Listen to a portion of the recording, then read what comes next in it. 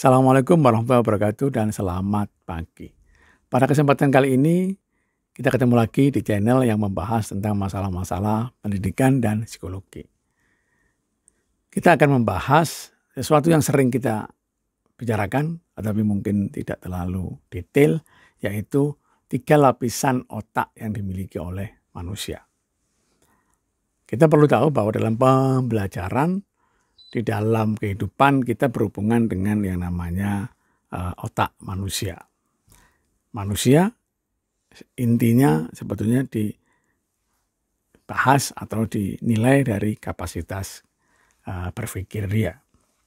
Berpikir dengan 2 hal yang pastinya. Kapasitas otak kita itu sangat besar sekali. Di dalam salah satu buku, Communication in the Classroom, dikatakan bahwa otak manusia itu mampu menyimpan 280 kuintilium atau 280 kali 10 pangkat 18 bit informasi. Saya pernah hitung itu saat saya kuliah S2, karena saat itu saya membuat tesis di mana saya waktu itu masih pakai disket kecil. Disket kecil yang kotak itu pada saat itu isinya 1,4 megabit.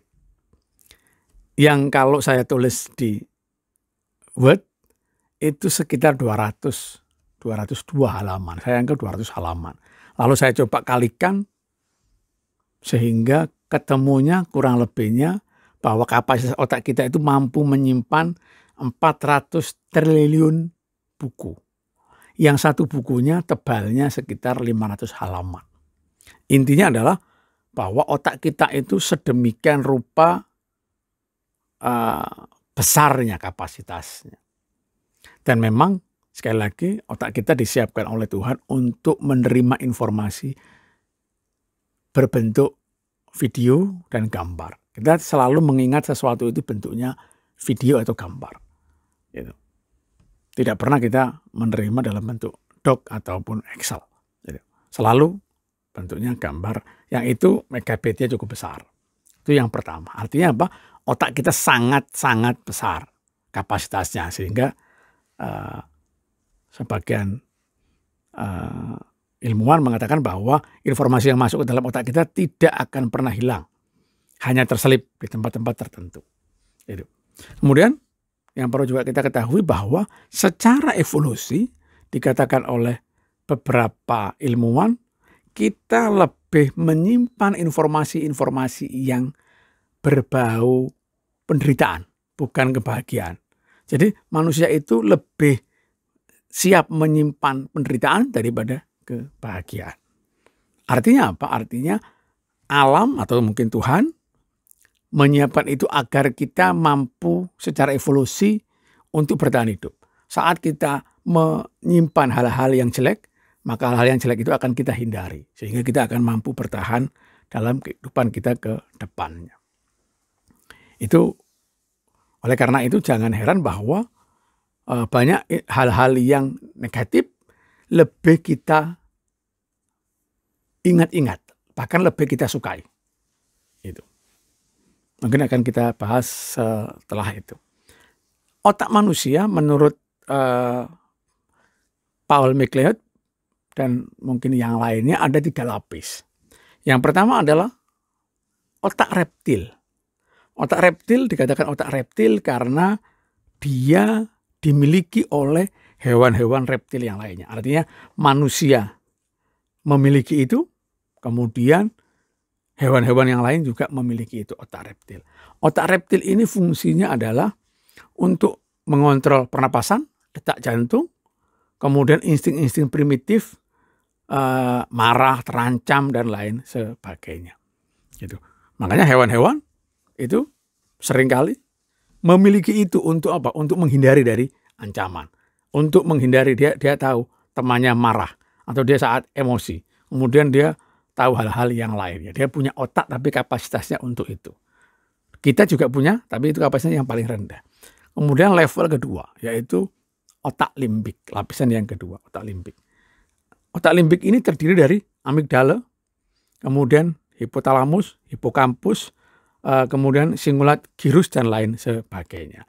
Intinya adalah bahwa otak ini berhubungan dengan emosi, berhubungan dengan memori jangka panjang, berhubungan dengan hormon-hormon sekresi dan lain sebagainya, termasuk indera penciuman, kemudian hal-hal yang lainnya yang berbau emosional.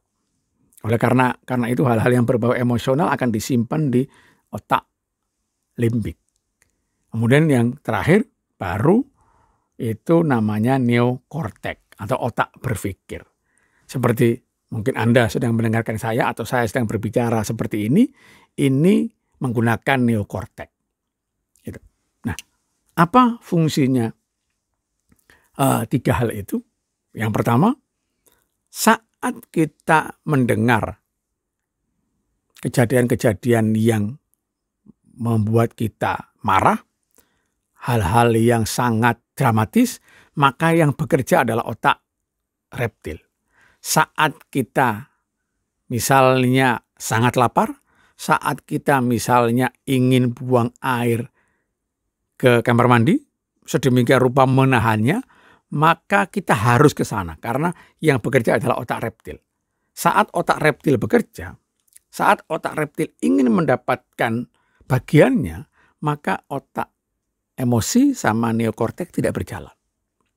Sehingga saat Anda mendengarkan saya misalnya, atau saat saya berbicara seperti ini lalu saya mendapatkan telepon bahwa anak saya kecelakaan misalnya, maka konsentrasi saya akan buyar.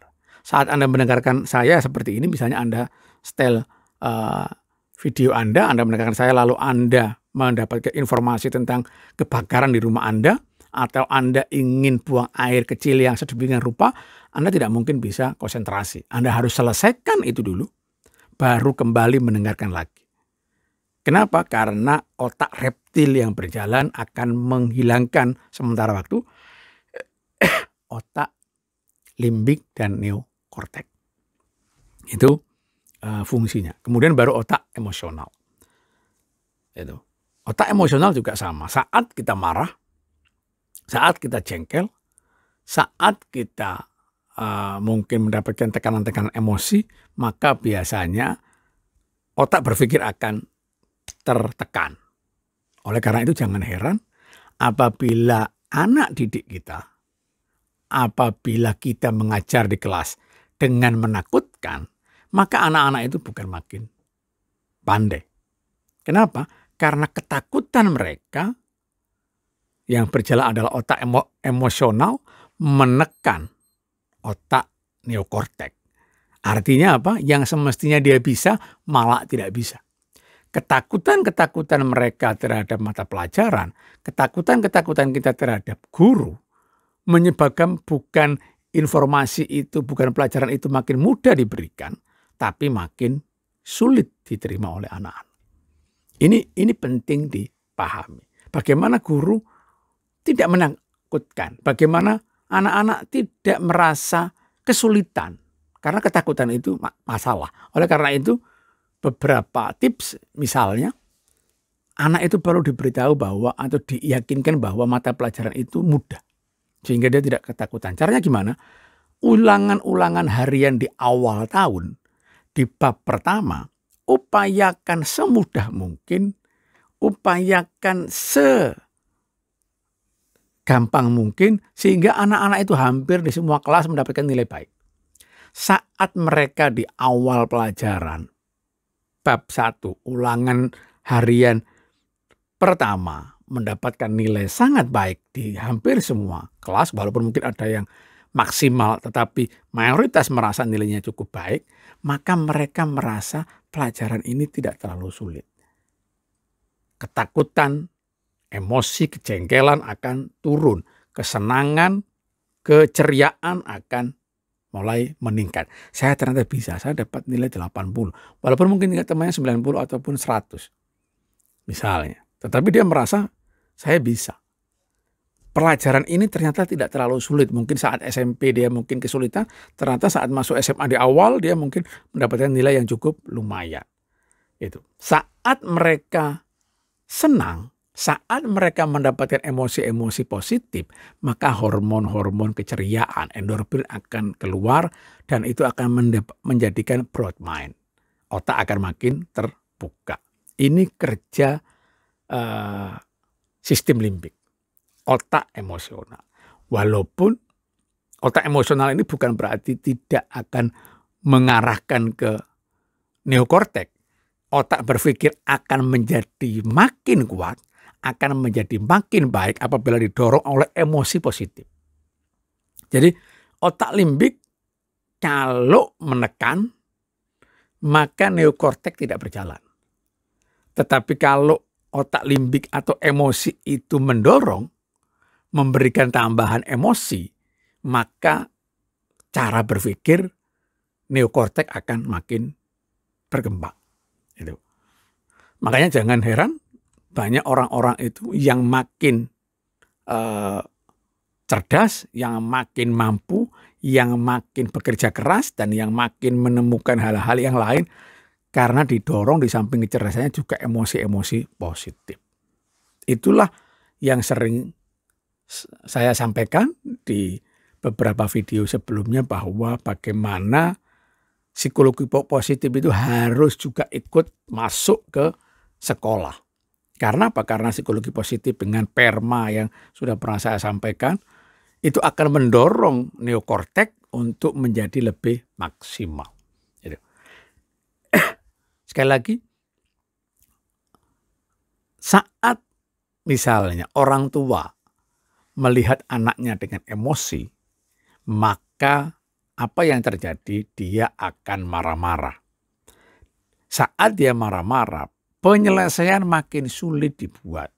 Penyelesaian makin sulit dilakukan. Kenapa? Karena saat emosi negatif, berarti menekan neokortek, maka otak berpikir tidak akan berjalan. Ini hubungannya. Dan ini sering saya juga sampaikan. Di sekolah, dalam pendidikan, kita perlu mengetahui itu sehingga kita sadar bahwa tidak hanya berpikir, tidak hanya materi yang perlu disampaikan, tetapi emosi itu juga perlu dijaga. Inilah berkali-kali saya sampaikan dan saya tulis di 2 buku saya bagaimana psikologi positif yang isinya adalah berpikir positif, kemudian relationship, engagement, dan mencari makna dan lain sebagainya. Ini perlu disuntikkan di sekolah di samping pelajaran-pelajaran tertentu karena ini akan mendorong materi-materi itu akan diterima dengan baik dan juga anak-anak itu tidak sekedar mampu memahami tetapi juga mampu meramu untuk kehidupan sehari-hari, mencari makna dan lain sebagainya. Itu 3 lapis yang tadi. Nah, problemnya adalah sekarang ini karena manusia itu tahu bahwa manusia secara evolusi lebih suka, lebih menyimpan hal-hal yang negatif dibandingkan hal-hal yang positif. Artinya secara evolusi manusia itu disiapkan untuk menyimpan yang penderitaan di samping kebahagiaan. Ini dibuat karena memang supaya manusia mampu bertahan secara evolusi. Ini tetapi pengetahuan ini diekspos oleh media. Kalau kita lihat, media itu lebih mengedepankan hal-hal yang negatif. Hal-hal yang mencekam. Hal-hal yang bombastis dan lain sebagainya. Ini yang ditonjolkan. Ini yang dijadikan headline. Kenapa? Karena ini menarik. Orang akan suka itu. Tetapi problemnya apabila informasi-informasi negatif yang banyak diekspos, ketakutan-ketakutan yang banyak diekspos, walaupun itu secara marketing mungkin akan menguntungkan, tetapi akan menjadi problem. Informasi negatif yang banyak masuk kepada kita, informasi mencekam, ketakutan yang masuk kepada kita, akan menjadikan kita tertekan, depresi, ketakutan, dan lain sebagainya. Secara psikologis, dikatakan oleh beberapa psikolog seperti Albert Ellis dan lain sebagainya di dalam bukunya misalnya terapi kognitif, kemudian juga oleh yang lain, ya kan, itu bahwa manusia ini tidak melihat realitanya, tetapi perspektifnya. Itu artinya apa? Artinya saat ada sebuah kejadian, misalnya kejadian perceraian, kejadian misalnya keterpurukan dan lain sebagainya, bukan realitas itu yang menjadikan mereka menderita sedemikian rupa, tetapi bayangan-bayangan itulah yang menjadikan mereka lebih menakutkan. Sekali lagi, bukan realitas yang menyebabkan mereka menjadi menderita, tetapi bayangan-bayangan terhadap realitas itulah yang menyebabkan dia menjadi menderita. Saya kasih contoh sedikit seperti ini. Saat orang tua melihat anaknya itu tidak pandai, sekolahnya tidak sukses, itu realitanya. Anaknya mungkin ranking 2 atau 5 terbawah. Materi-materi sekolah mereka tidak menguasai dengan baik. Itu realitanya. Orang tua makin menderita bukan dari realitanya, tetapi dari bayangan-bayangan dia. Bagaimana kalau anak saya itu tidak pandai? Bagaimana kalau anak saya itu nanti seperti ini? Dia hidupnya bagaimana? Lalu saya sebagai orang tua bagaimana? Saya ini berarti bukan orang tua yang baik. Berarti saya ini seperti ini. Berarti saya ini gagal mendidik anak saya. Berarti dan lain sebagainya. Bayangan-bayangan inilah yang menyebabkan penderitaan itu makin dalam. Bukan ketidakmampuan anaknya. Padahal belum tentu. Anaknya tidak mampu di sekolah, mungkin dia akan sukses. Bikin rumah makan, mungkin berdagang dan lain sebagainya. Orang tua itu paham itu mestinya. Dia tahu bahwa sepakat bahwa sukses hidup tidak hanya dari sekolah, tetapi bayangan-bayangan dia yang menyelimuti di dalam dirinya itu yang menyebabkan problem anak yang tidak baik, nilainya kurang di sekolah makin menakutkan. Karena makin menakutkan, seringkali mereka makin menekan anaknya. Tekanan itu justru bukan makin baik buat anaknya, justru makin blunder. Kenapa? Karena dihadapi dengan emosi, neokortek tertekan. Neokortek itu biasanya yang mencari solusi tidak diberikan ke anaknya dengan baik, justru tekanan-tekanan dan lain sebagainya, akhirnya makin problem itu makin menggelinding. Sama juga dengan di sekolah, bagaimana guru harus sadar bahwa dia harus menyampaikan materi dengan baik. Tetapi ingat bahwa kesuksesan anak-anak bukan tergantung hanya gurunya. Sehingga jangan sampai guru itu tertekan, misalnya ada guru-guru tertentu yang menginginkan anaknya sukses dengan sedemikian rupa dan ternyata anaknya tidak sukses, lalu dia tertekan. Tekanan itu membuat dia depresi. Setelah dia tertekan dan depresi atau stres, otak neokorteknya tertekan, maka dia menghadapi anak-anak itu makin blunder, makin kacau, sehingga pembelajaran, motivasi, dan upaya-upaya yang semestinya diberikan tidak diberikan dengan baik. Jadi pemahaman terhadap emosi positif, 3 lapisan otak tadi dan hubungannya dengan pembelajaran ini sangat penting agar kita tahu bagaimana emosi itu sangat mempengaruhi terhadap diri kita, kehidupan kita, dan proses belajar mengajar di sekolah. Mungkin itu gambaran bagaimana kita mesti mengetahui 3 lapisan tadi. Yang pertama adalah otak reptil, sistem limbik, kemudian neokortek, dan bagaimana kita jangan hanya menerima informasi-informasi yang mencekam, karena itu akan membuat kita stres, tertekan, yang akan menekan otak emosi, yang akan menekan neokortek, dan akhirnya kita makin tidak mampu menyelesaikan dengan baik. Kemudian yang terakhir kita perlu tahu bahwa media yang seperti ini harus diimbangi dengan kita tahu media itu bukan realitas, tetapi bayangan-bayangan kita terhadap realitas itulah yang menjadikan kita makin kacau. Gitu. Media sudah sedemikian rupa sekarang ini yang mempengaruhi kehidupan kita. Itu mungkin yang perlu kita pahami dan itu kita cangkokkan untuk kehidupan kita, plus kita masukkan di dalam sekolah dan pendidikan kita untuk anak-anak kita. Terima kasih, kurang lebih mohon maaf. Itu mungkin yang bisa kita sampaikan. Assalamualaikum warahmatullahi wabarakatuh.